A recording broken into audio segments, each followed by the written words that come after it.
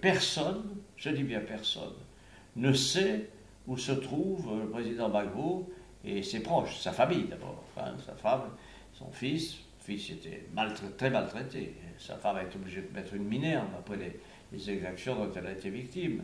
Donc, première préoccupation, on va parler du reste, quelle est la situation exacte de M. Gbagbo et de sa famille, ses très proches, où sont-ils? Sont-ils encore vivants? Personne ne le sait. Pourtant, ces autorités multiples, françaises, onusiennes et autres, ont des relations dans le monde, ils ont même des états-majors, ils pourraient parler, ils pourraient inviter les avocats que nous sommes à les voir.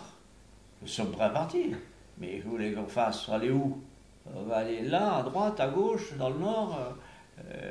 Bon. Donc nous sommes très préoccupés par l'état de santé de l'état, de la sauvegarde de l'intéressé et de sa famille. Et quant au reste, il va falloir un peu s'expliquer sur l'arrestation. Alors nous avions commencé à préparer un livre qui n'a rien perdu de son actualité, au contraire, puisqu'ils sont relatés tous les événements qui sont à l'origine de cette affaire, c'est-à-dire les crimes qui ont été commis dans le nord, occupé par les forces de Ouattara, les fraudes électorales qui sont la cause immédiate, la cause première de cette histoire, et vous verrez les procès-verbaux qui sont là-dedans, et j'espère que beaucoup de gens le liront et comprendront ce qui s'est passé. Car c'est une affaire qui a été menée, je dois dire, avec une certaine science. Hein. Elle a été menée avec une certaine science, depuis longtemps, sur des terrains très sensibles, avec des moyens énormes. Ce que vous avez de révélateur, c'est la honte profonde de tous ceux qui ont participé à cette entreprise de brigandage. Quand les autorités françaises disent « c'est pas nous qui avons arrêté », c'est plaisanter. Même si vous n'avez pas arrêté, vous recevez un motif qui dit « moi j'ai pas violé la fille, je l'ai immobilisée pendant que mon copain l'a fait sauter ». C'est ridicule. Bon. Et vous avez M. Ouattara qui dit « je propose en concertation ». Mais Mandela, lui, n'avait tué personne. Mandela n'avait pas appelé des étrangers à son service. Mandela avait 20 ans de prison. Et lui pardonnait, il avait le droit de pardonner. Mais M. Ouattara, alors qu'il n'a pas pris de sanctions contre les bandes qui ont sévi à Douekoué, il dit qu'il fera une information. Mais non, un chef d'État, un chef militaire, quand il y a des exactions aussi évidentes, reconnues par l'ONU et la Croix-Rouge, on prend des mesures provisoires. On suspend le général qui est responsable de l'opération. Là, ce n'est pas le cas. Et donc, quelle autorité peut dire... Enfin, pour se comparer à Mandela, mais nous sommes dans un monde de fous.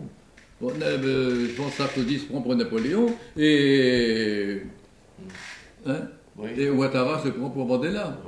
Je vous ai amené des photos quand vous avez vu les armées républicaines, ce qu'on les appelle les armées républicaines d'Alassane Ouattara, sont des barbares. Je veux dire, quand on voit dans Paris Match qu'il pose avec la femme de Laurent Gbagbo comme un trophée, qu'ils sont en train visiblement de piller le palais présidentiel, qu'ils ont pratiquement lynché plusieurs personnes. Écoutez, hier, je lisais dans les journaux d'hier, des gens... Vous avez par exemple, on essaie de mettre sur le même plan les bavures qui ont eu lieu à Abidjan et le massacre volontaire des civils à Douekoué.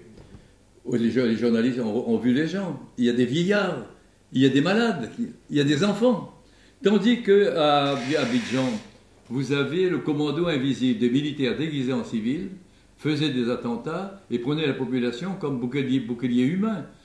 Il y a eu une répression qui a provoqué des morts, des victimes collatérales, que je réprouve. Mais il n'y a aucune comparaison. Et aujourd'hui, un de ces responsables à Bobo, dans le quartier, dit il faudra qu'on nous récompense. On a droit à une récompense. Il y avait dans un journal français bien estimé qui n'est d'autre que le Figaro, il y avait du reste un article, et puis dans d'autres journaux aussi, avec des photos où on montrait la bande à Ouattara, comme on pourrait dire, qui se disputait les dépouilles en disant mais nous voulons profiter de ce qu'on a gagné la guerre.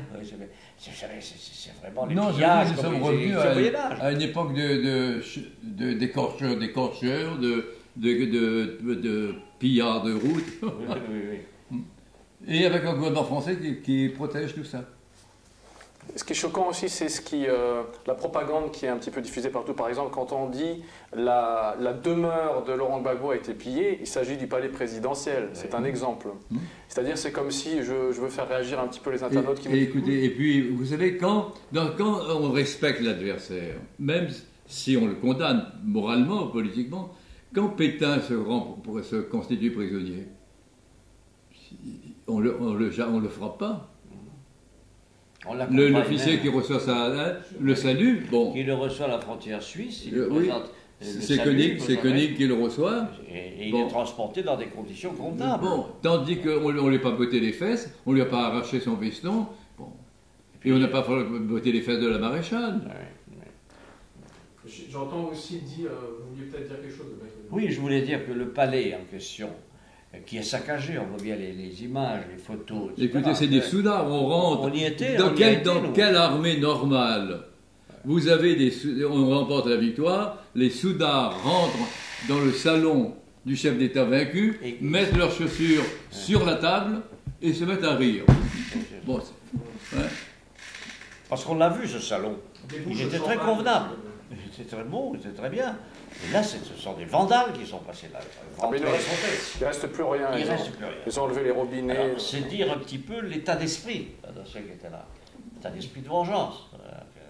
Et les photos, vous avez raison de les montrer. C'est pas la gloire des journaux qui publient ça, mais enfin, c'est au moins sur des... Et comme nous sommes ici en France, il faut exprimer notre profonde honte pour voir la France profanée à ce titre. Moi, j'ai honte pour mon pays, pour tout vous dire. Mon pays est mon pays, comme dit le proverbe anglais. My country is my country. Mais il n'en demeure pas moins que ceux qui le dirigent et qui ont pris ces responsabilités portent vraiment une image. Vous allez voir, ça va se répandre dans tous les milieux du tiers-monde et partout. La Russie bouge. Je veux dire, ils ont donné une image désobligeante du pays. Et rien que pour ça, je leur en veux. Vous avez tous les deux connu la guerre et je dirais que certains propos qui m'ont été rapportés, notamment des troupes d'Alassane Ouattara, chasseraient des gens des maisons pour leur prendre leur domicile. C'est ce qui se passe actuellement. Ça rappelle forcément des choses qui se sont produites pendant l'occupation. Vous voulez dire. Mais au moins, mettaient-ils les formes, on réquisitionnait. Hein? Il y avait au moins des papiers qui ont permis, après, à la fin de la guerre, de revoir les choses et de revoir les dossiers. Mais là, non, ils arrivent, ils occupent, ils chassent, ils tuent. C'est pas le propre d'un pays, de l'armée d'un pays civilisé.